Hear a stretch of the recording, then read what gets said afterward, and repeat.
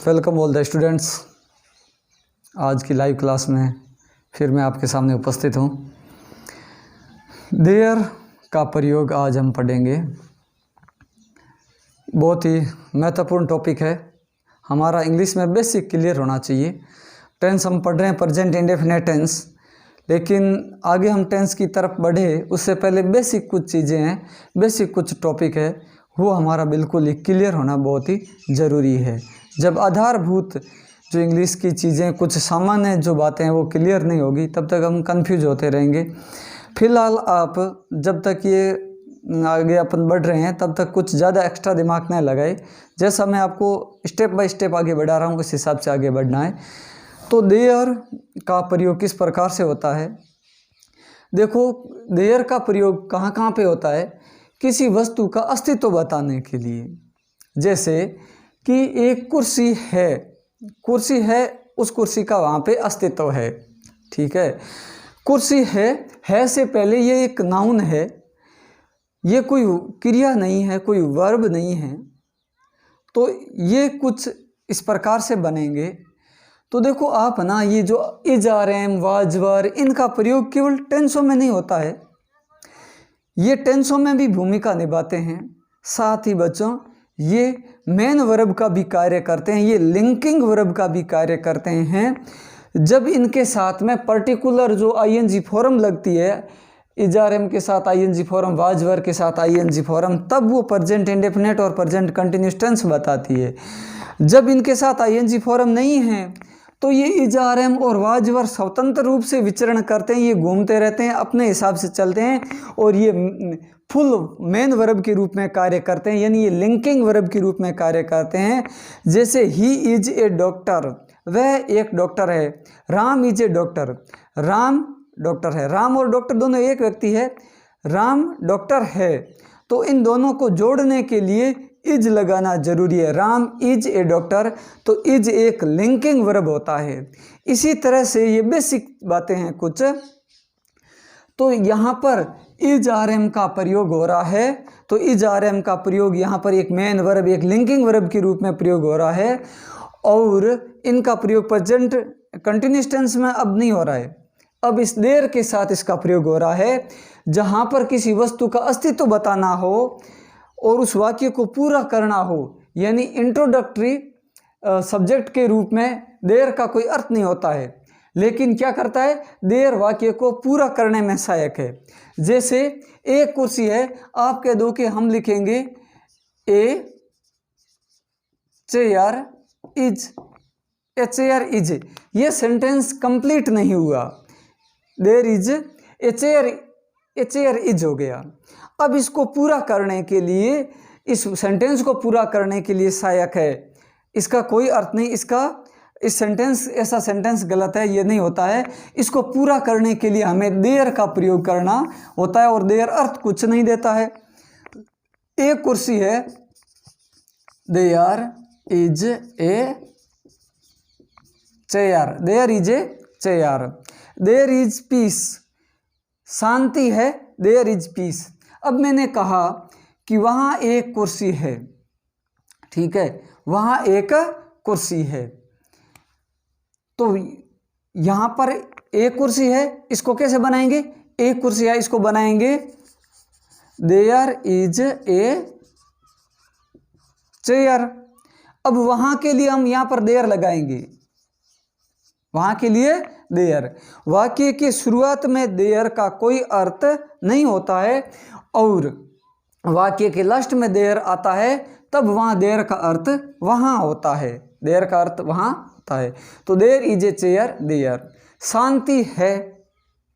ठीक है, तो ऐसे वाक्य जिनका देखो शांति है, कोई अपना खास सब्जेक्ट नहीं है, लेकिन वहाँ पर शांति समृद्धि का अस्तित्व है, तो ऐसे वाक्यों को अपन देयर से शुरू करेंगे तो हो जाएगा शांति है, there is peace, there is peace. यहाँ मैंने कहा गांव में शांति है, यहाँ आप कट लगा दो। जहाँ पर गांव में शांति है, स्कूल में बहुत सारे बच्चे हैं, स्कूल में बहुत सारे पेड़ पौधे हैं, जहाँ पर मैं आ जाए तो मैं का अर्थ होता है इन विलेज, ये होता है प्रीपोजिशनल फ्रेज। ठीक है, तो आप ऐसे कर दोगे कि इन विलेज इज पीस, वाक्य नहीं बनेगा। शांति है, देखो गांव में, अगले महीने, वहाँ, ठीक है, राजस्थान के सुदूर भागों में, राजस्थान में, ठीक है। इस तरह के जो वाक्य है ना, तो इनमें जो मैं आ जाए, राजस्थान के लिए आ जाए, तो ये प्रीपोजिशनल फ्रेज होता है। मैं वाला कट कर दो, ये सबसे लास्ट में जाएगा। हमें देखना शांति है, इसको अपन बनाएंगे देयर इज पीस। अब गांव में, इसके लिए आ जाएगा इन विलेज, इन विलेज पूरा लिख देना आप, इन विलेज। तो there is peace in village, गांव में शांति है। गांव में समृद्धि है, तो there is prosperity in village, गांव में लड़ाई झगड़ा नहीं है, there is no quarrel in village. इसी तरह से वो नेगेटिव बनाएंगे पहले ये, तो आपको समझ में आ गया। जैसे समृद्धि है, प्रॉस्पेरिटी इज, वाक्य नहीं बनेगा, वाक्य अधूरा है, इसको पूरा करने के लिए देयर का प्रयोग करेंगे, तो बन जाएगा देयर इज प्रॉस्पेरिटी। ठीक है, राजस्थान में समृद्धि है, आप बना लेना देयर इज प्रॉस्पेरिटी, उसके बाद इन राजस्थान हो जाएगा। वहाँ गरीबी है, तो क्या बन जाएगा, गरीबी के लिए आता है पुअर्टी, ये आपको बनाना है। यानी कि वाक्य की शुरुआत कहाँ से हो जाएगी, देयर से शुरू हो जाएगी, देयर, और उस देयर का कोई अर्थ नहीं होगा। देयर इज पॉवर्टी ना, और देयर इज पॉवर्टी देयर।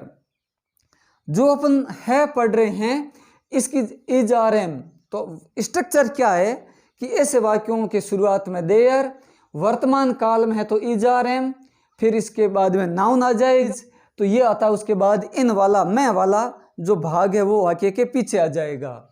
अगर मैं कहूँ कि एक कुर्सी है तो इज आर एम आ जाएगा, एक कुर्सी थी तो हमें वाज वर का प्रयोग करना है।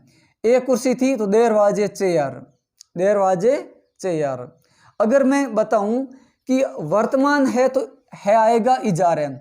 अगर एक कुर्सी थी, एक कुर्सी, शांति थी, गांव में शांति थी, वहाँ गरीबी थी, तो इस एक वचन के लिए वाज, बहुवचन के लिए वर। ठीक है, दो लड़के थे, देयर वर टू बॉयज, दो लड़के हैं, दो लड़के हैं, देयर आर टू बॉयज। तो एक वचन के लिए इज, और बहुवचन जहाँ आता है राम एंड श्याम, वहाँ राम और श्याम है, there are Ram and Shyam. There are two boys, there are peace and prosperity in village, गांव में शांति और समृद्धि है। There are 5 teachers in the school, there are 10 plants in the school, there are 20 rooms in the school. तो बहुवचन के लिए आर आ जाएगा। अगर वो कैसे कि जैसे एक कुर्सी है तो देयर इज आया, अगर 2 कुर्सी होती तो देयर आर, तो यहाँ पर आर आ जाता, देयर आर, और 2 चेयर्स, यानी कि यहाँ पर बहुवचन है तो आर आ जाएगा। ये बात समझ में आ गई। यही बात अगर भूतकाल में कहेंगे था, थे के लिए वाज और वर आ जाएगा, एक वचन वाज, बहुवचन के लिए वर। जैसे मैं बोलूँ एक कुर्सी थी तो देयर वाज ए चेयर, 2 कुर्सी थी, there were 2 chairs, there were 2 chairs. अब ये जो बीच का भाग है, इज आर एम आएगा, वाज वर आएगा समय के अनुसार, टेंस के अनुसार, और मॉडल भी आएंगे। एक कुर्सी है, एक कुर्सी थी, एक कुर्सी होनी चाहिए, एक कुर्सी होनी चाहिए, तो हम बोलेंगे there should be a chair. यहाँ पर मॉडल आएंगे, मॉडल कौन से हैं, should, can, may, might, plus be आ जाएगा, और बी के बाद में ये नाउन या प्रोनाउन आ जाएगा। ठीक है, ये अपन स्टेप बाय स्टेप पढ़ते जाएंगे। ये हमने लिख लिया है। तो नेक्स्ट कुछ और, अगर मैं मॉडल का प्रयोग करूं तो वहां कुर्सी होनी चाहिए, वहां कुर्सी हो सकती है के लिए कैन, और चाहिए के लिए आ जाएगा शुड। अब हमें पकड़ना है कि वहां तो लास्ट में आएगा। ठीक है, स्कूल में कुर्सी है, स्कूल में शांति है, शांति होनी चाहिए, शांति हो सकती है, तो हमें ये कुर्सी। ठीक है, वहां एक कुर्सी, दो कुर्सी, जो भी है, तो वाक्य की शुरुआत हो जाएगा दे आर, और चाहिए के लिए आ जाएगा शुड। तो मैंने कहा शुड होनी चाहिए, हो सकती है, इसके लिए बी लगाना है, तो there should be a chair. वहां एक कुर्सी हो सकती है तो हो जाएगा देयर है, there can be a chair. वहां शांति होनी चाहिए, there should be peace there. तो इसके बाद में वहां एक कुर्सी होनी चाहिए, there should be a chair there, या फिर देयर आ जाएगा। ये देयर, इस देयर का अर्थ वहां है, वहां शब्द है, इसका लास्ट में जाएगा, वहां के लिए देयर दोबारा लगाना है। तो there can be a chair there, वहां एक कुर्सी होनी चाहिए। गांव में शांति होनी चाहिए तो हो जाएगा there should be peace in village. गांव में शांति हो सकती है, there should be peace in village, sorry there can be peace in village. गांव में शांति हो सकती है, शांति हो सकती है, तो देयर कैन आ जाएगा, शांति हो सकती है, शक्ति के लिए can, there can be peace in the village, there can be peace in my house, in my school, school में शांति हो सकती है। तो ये मॉडल का भी प्रयोग होता है। ठीक है, इसी तरह से इजारम का प्रयोग, वाजर का प्रयोग, और मॉडल जो कैन, कुड, मे, माइट वगैरह, उनका भी प्रयोग होगा। वहां कुर्सी हो सकती है ना, तो आ गया देयर कैन बी चेयर। वहां कुर्सी हो सकती थी, तो कैन का पास्ट होता है कुड, तो there could be a chair there. वहां शांति हो सकती थी, there could be peace in village. तो इसी तरह से अगले महीने एक मीटिंग है, अगले महीने एक मीटिंग है, अगले महीने टाइम बताने वाला शब्द है, ये इससे शुरुआत नहीं होगी। मैं आ गया, ये प्रीपोजिशनल फ्रेज है, इससे शुरुआत नहीं होगी, ये सबसे लास्ट में जाएगा। एक मीटिंग है, एक मीटिंग है, तो देयर इज ए मीटिंग, तो बन जाएगा there is a meeting, there is a meeting. और नेक्स्ट मंथ, अगले महीने को बोलते हैं नेक्स्ट मंथ। वहां एक बड़ी भीड़ थी, वहां एक बड़ी भीड़ थी, वहां बहुत सारे लोग थे, ये आपका होमवर्क है। वहां बहुत सारे लोग थे, बहुत सारे लोगों को बोलते हैं ए लॉट ऑफ पीपल या मैनी पीपल, मैनी पीपल। तो वहां एक बड़ी भीड़ थी, वहां के लिए देर आएगा, और सबसे लास्ट में तो एक बड़ी भीड़, तो अब लिखेंगे there is a big crowd, एक बड़ी भीड़, a big crowd, there is a big crowd there. अगर मैं कहूं मार्केट में, बाजार में एक बड़ी भीड़ थी, तो there is a big crowd in the market, there is a big crowd in the market. इसी तरह से राजस्थान के सुदूर भागों में गरीबी है या सूखा है, तो हम लिखेंगे राजस्थान के सुदूर भागों में, मैं आ गया, इसका मतलब ये पूरा पूरा है, वो सबसे लास्ट में जाएगा, वाक्य के सबसे लास्ट में गरीबी है, तो हो जाएगा there is poverty, there is poverty. अब मैं के लिए इन आ जाएगा, फ्रेज में प्रीपोजिशन है तो उल्टे क्रम में, मैं के लिए इन, सुदूर भाग, सुदूर भाग को बोलते हैं रिमोट एरिया, इन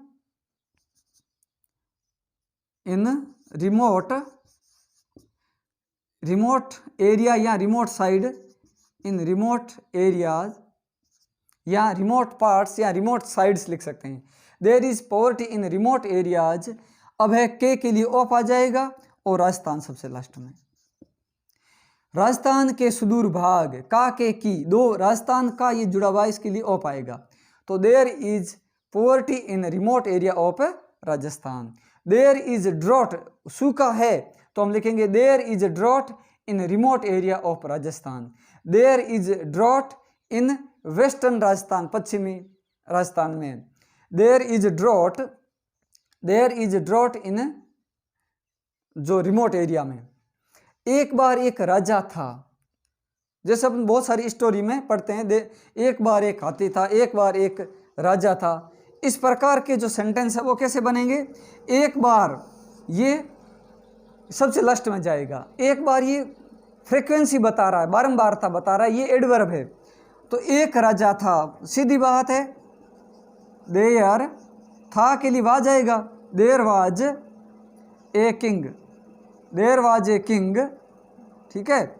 और अपन इसको वंस लिख सकते हैं, there was a king once, या फिर लेंगे once there was a king, once एक बार, once there was a king, एक बार एक रानी थी, once there was a queen, एक बार एक ऐसा लड़का था, there was such a boy, एक बार की कहानी है, एक बार की, there was a story of that time, उस समय की कहानी है। इस तरह से हमने देयर का प्रयोग किया। अब मैं आपको कुछ और सेंटेंस दे रहा हूं,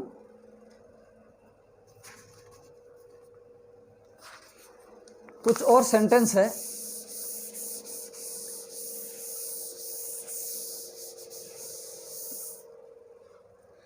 जैसे आपको बोलना है मेरी स्कूल में एक लाइब्रेरी है, तो there is a library in my school, मेरी स्कूल में 50 कमरे हैं, 50 कमरे ज़्यादा है, प्लूरल है, there are 50 rooms in my school, मेरी स्कूल में 5 अध्यापक है, मेरी स्कूल में 20 अध्यापक है, there are 20 teachers in my school, इस गांव में या मेरे गांव में, मैं कहूँ कि इस गांव में 200 घर है, इस गांव में 200 घर है। देखो मैं के लिए सबसे लास्ट में जाएगा, 200 घर है, क्या हो जाएगा, देयर आर 200 हाउसेज इन, इस गांव में, इन दिस विलेज, ठीक है, इन दिस विलेज। मैं कहूं कि इस गांव में 200 घर होने चाहिए, तो there should be 200 houses in this village, इस गांव में 200 घर हो सकते हैं, there can be 200 houses in this village, ठीक है, होने चाहिए, there should be 200 houses in this village, इस गांव में 200 घर हो सकते हैं, तो there can be 200 houses in this village. इसी तरह से मेरे परिवार में 6 सदस्य है, मैं कहूँ कि मेरे परिवार में 6 सदस्य है, जितने भी सदस्य है आप इसको इस प्रकार से बना सकते हैं। मेरे परिवार में आ गया, ये सबसे लास्ट में जाएगा, तो हो जाएगा there are 6 members in my family.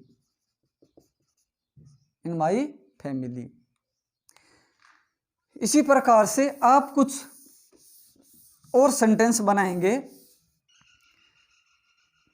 लिखोगे इस विद्यालय में 20 शिक्षक है, इस विद्यालय में बहुत हरियाली है, इस विद्यालय में एक लाइब्रेरी है, मेरे परिवार में 12 सदस्य है, मेरे परिवार में, इसी तरह से आप और बनाना है। हाँ, देयर के साथ में वर्ब की सेकंड फॉर्म और ऑब्जेक्ट भी आता है, जैसे वहाँ दुर्घटना हुई थी, ठीक है। इसी तरह से वहाँ दुर्घटना हुई थी,